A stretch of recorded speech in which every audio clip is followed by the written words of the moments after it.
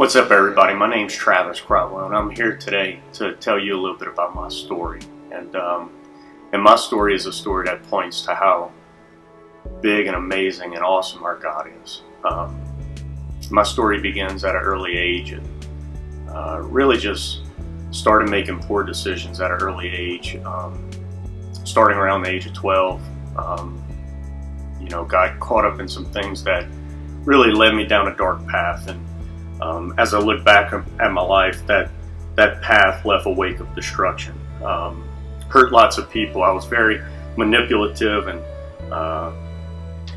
just battled certain things in my life, addictions and really, a lot of insecurities. And those things played out in my life and impacted me because, I always sought something to try and satisfy myself or earn or achieve a sense of worth in my life.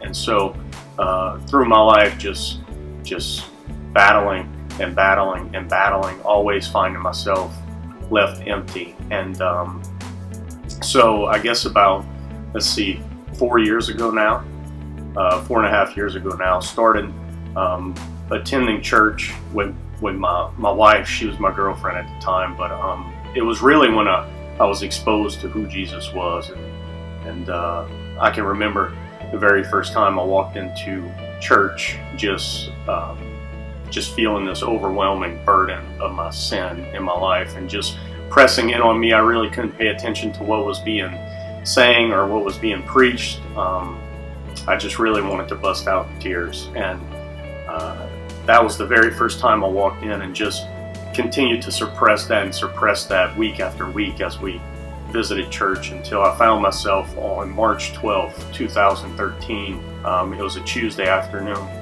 driving home from work, and in the old church, there was a scripture up on the right-hand side of the building. The inside walls were, they had scriptures along the walls, and I'll never forget the first scripture passage I ever memorized was 1 Peter chapter 5, verses 6 through 8, and it talks about that we should humble ourselves under the mighty hand of God, so that He may exalt us at the proper time, casting all our cares upon Him, because He cares for us.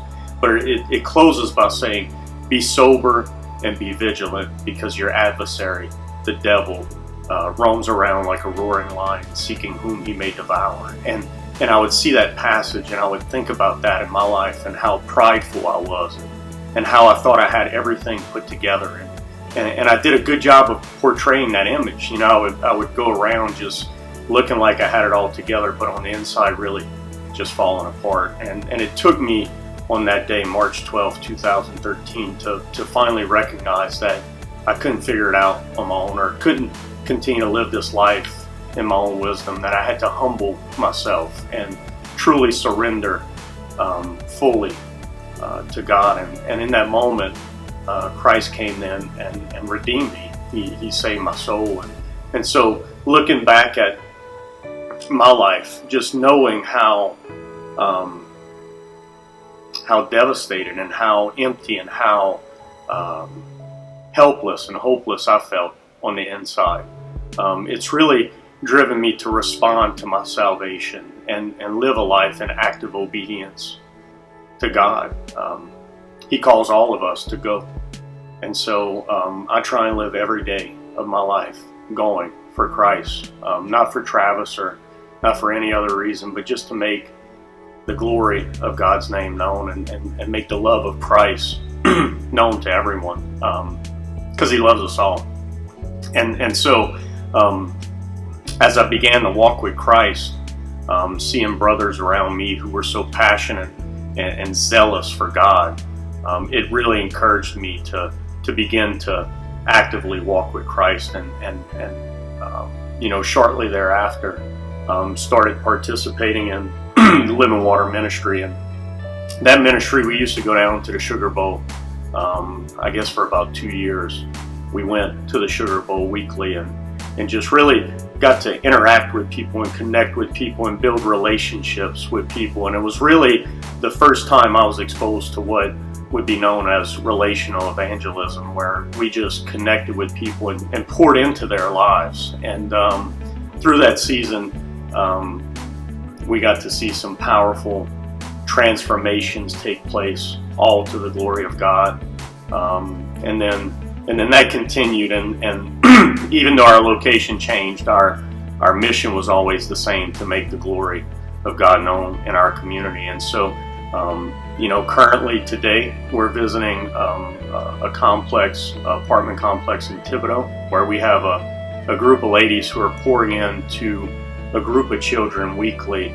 They come out for a Bible study, and it's just such a sweet time where these children get their souls nourished, and their lives are poured into with the love of Christ. And while they're holding that Bible study, we're still going around knocking on doors and just connecting with people. And in the last 3 months, we've seen 9 people come to Christ, all for His glory and for His name's sake. And we're also involved currently in some jail ministry here locally, and just seeing some powerful breakthroughs in that ministry through the different facets of that. We have a couple different women's groups and a couple different men's groups going out, and it's to a point now where they're coming to us and opening doors for us, because they see how Christ is beginning to change these inmates, and how His presence is being felt and found in that facility. So we're gearing up to do a big event with them in July, where we're going to be able to connect with families and just have a gospel invitation to all those who come out that day. So it's, to some people that might sound like work. It might sound like it takes a lot of energy and time and effort, but honestly, it's what keeps my heart beating. I love to serve our God, because He's such a gracious and good God. He didn't have to choose us. He didn't have to give His life for us. He doesn't need us for anything, but He chooses us, and He loves us, and He gave His life for us so that we could find life.